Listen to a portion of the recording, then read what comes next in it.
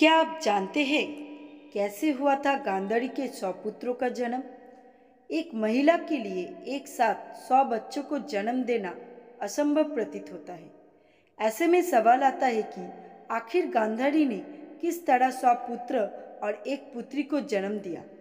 कौरव धृतराष्ट्र और गांधारी के पुत्र थे और उनके एक पुत्री भी थी जिसका नाम है दुश्शाला।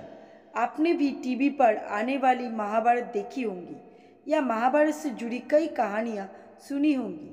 कहा जाता है कि पांडव 5 थे जो कुंती के पुत्र थे। वही कहा जाता है कि कौरव 100 भाई थे जो गांधारी और धृतराष्ट्र के पुत्र थे। ये सब जानते हैं पांडव और कौरव के बीच जो लड़ाई हुई थी उसे ही महाभारत का नाम दिया गया था। महाभारत से जुड़ी कई ऐसी कहानियां हैं जो वाकई हैरान कर देने वाली है और उसी कहानी में एक है कौरवों के जन्म की कहानी। आम इंसान ये जानकर हैरान हो जाता है कि आखिर गांधारी कैसे 100 पुत्रों को जन्म दे सकती है। दरअसल एक महिला के लिए एक साथ 100 बच्चों को जन्म देना असंभव प्रतीत होता है। ऐसे में सवाल आता है कि आखिर गांधारी ने किस तरह 100 पुत्र और एक पुत्री को जन्म दिया। ऐसे में आज हम आपको प्रचलित कहानी के आधार पर जवाब देते हैं कि गांधारी के 100 पुत्रों का जन्म कैसे हुआ और इसके पीछे की क्या कहानियां हैं। महाभारत में कर्म की, धर्म की, शाप तथा वरदान की अपनी अहम भूमिका रही है। हमें महाभारत में ऐसी अनेकों घटनाओं का वर्णन मिलता है जिसके पीछे किसी न किसी अभिशाप या वरदान की विशेष भूमिका रही है। ऐसे ही एक वरदान की कहानी कौरवों के जन्म की साथ ही जुड़ी हुई है। ये अवश्य ही किसी वरदान का ही चमत्कार था अथवा वरदान का ही फल था कि गांधारी ने एक साथ 100 पुत्रों को जन्म दिया। गांधारी के पिता गांधार नरेश शुबल ने अपनी पुत्री का विवाह हस्तिनापुर के महाराज धृतराष्ट्र से तय किया। धृतराष्ट्र जन्म से ही नेत्रहीन थे, किंतु जब गांधारी को ये बात ज्ञात हुई कि जिससे उसका विवाह होने जा रहा है वो नेत्रहीन है, तो गांधारी ने पतिव्रता धर्म निभाते हुए अपनी आंखों पर भी पट्टी बांध ली और आजीवन अपने पति की ही भांति नेत्रहीन रहने का निर्णय लिया। धृतराष्ट्र और गांधारी का दाम्पत्य जीवन बड़ी ही कुशलता से बीत रहा था। इसी बीच एक बार महर्षि वेदव्यास हस्तिनापुर और गांधारी ने उनका बड़ी ही खुशी से खूब आदर सत्कार किया। गांधारी के सेवा भाव से अत्यंत प्रसन्न होकर महर्षि वेदव्यास ने गांधारी को एक वरदान मांगने को कहा। उस समय गांधारी ने अपने पति धृतराष्ट्र के ही समान 100 बलशाली पुत्र का आशीर्वाद महर्षि वेदव्यास से मांग लिया। महर्षि ने भी उनको इसका आशीर्वाद दे दिया, वापस लौट गए। कुछ समय बीतने के पश्चात गांधारी गर्भवती हुई। पूरे 2 वर्ष बीत गए, लेकिन अभी तक गांधारी की किसी भी संतान ने जन्म नहीं लिया था। ये बात अचंभित करने वाली थी कि 2 साल के बीत जाने पर भी गांधारी की अभी तक कोई संतान क्यों नहीं हुई। गांधारी भी चिंतित हो उठी कि साधारण से इतना अधिक समय बीत जाने पर भी उसकी संतान अभी तक गर्भ में ही कैसे है। इसी तरह के कई प्रश्न गांधारी के मन में जन्म ले रहे थे, लेकिन इसका कोई भी हल दिखाई नहीं दे रहा था।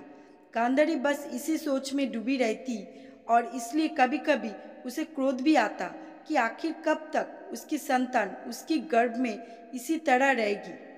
इसी तरह समय बीतता गया और एक दिन गांधारी को अत्यंत क्रोध आ गया। क्रोध के आक्रोश में आकर गांधारी ने अपने पेट में जोर जोर से मुक्का मारने लगी, जिसकी वजह से उसका गर्भ गिर गया और उसमें से लोह के समान एक मांस का पिंड निकला। अपनी योग शक्ति से महर्षि वेदव्यास को इस बात का ज्ञान हो गया और वो तुरंत ही हस्तिनापुर जा पहुंचा। वहां पहुंचकर उन्होंने गांधारी से वृत्तांत सुना और गांधारी को आदेश दिया कि वो 100 कुंडों में घी भरकर रख दे। गांधारी ने ठीक वैसा ही किया और उनके आदेश अनुसार 100 कुंडों में घी भरकर रख दिया। ऐसा करने के पश्चात महर्षि ने गांधारी को उसके गर्भ से निकला उस मांस के टुकड़ों को जल छिड़कने को कहा। जब गांधारी ने उस पर जल छिड़का तो उस मांस के एक पिंड से 100 टुकड़े हो गए। तत्पश्चात महर्षि ने गांधारी को पुनः आदेश दिया कि वो उन 100 टुकड़ों को घी में भरकर उन 100 टुकड़ों में डाल दे और उन कुंडों को 2 वर्ष के बाद ही खोले। गांधारी ने महर्षि की आज्ञा का पालन किया और ठीक वैसा ही किया।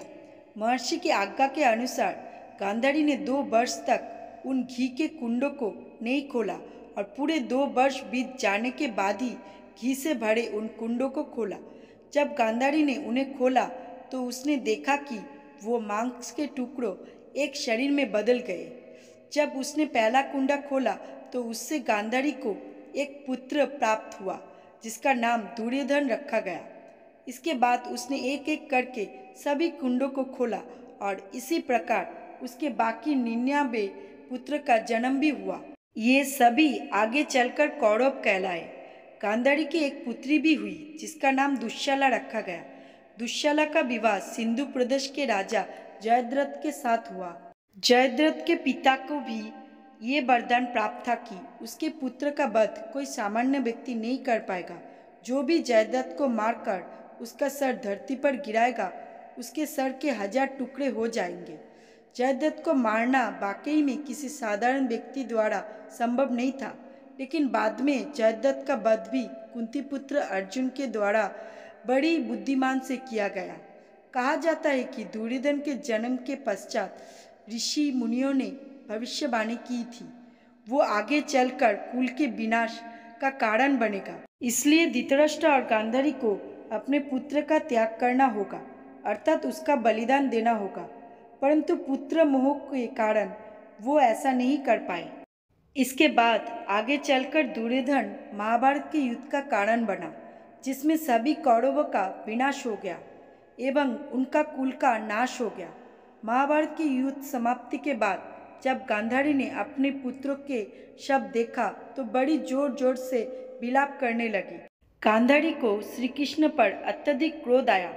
गांधारी ने कहा कि आप चाहते तो युद्ध होने से रोक सकते थे, युद्ध नहीं होता तो मेरे सभी पुत्र जीवित होते और इस तरह मेरे कुल का सर्वनाश नहीं होता।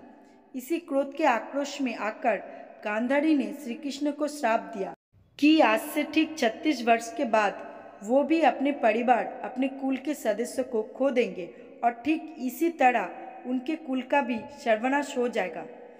अंत में ऐसा ही हुआ।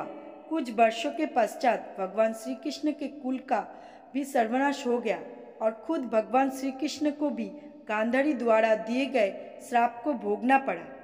अगर आप सभी को कौरव की जन्म की कहानी पहले से ही पता थी तो कमेंट करके ज़रूर बताइएगा। वीडियो अच्छी लगी तो वीडियो को लाइक करना और चैनल पे नए आए हैं तो चैनल को सब्सक्राइब करना बिल्कुल भी मत भूलिएगा। मैं आप लोगों के लिए ऐसे ही नए नए रोचक कहानी लेकर आता रहूँगा।